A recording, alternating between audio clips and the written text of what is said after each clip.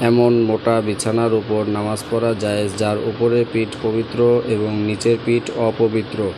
যে ব্যক্তির কাছে কিবলা সন্দেহযুক্ত হয়, নিশ্চিতভাবে স্থির করতে পারে না কিবলা কোন দিকে এবং এমন কাউকে পায় না যাকে কিবলা সম্পর্কে জিজ্ঞাসা করবে, অনুরূপভাবে এমন কিছু পাওয়া যায় না যা কিবলার দিকে নিশ্চিত করে, তবে সে চিন্তাভাবনার মাধ্যমে কিবলার দিক নির্ণয় করে নামাজ পড়বে। যদি চিন্তাভাবনার পর কিবলা নির্ণয় করে নামাজ পড়ে তবে কিন্তু বাস্তবে সে কিবলার দিক নির্ণয় ভুল করে, তবুও তার নামাজ শুদ্ধ হয়ে যাবে।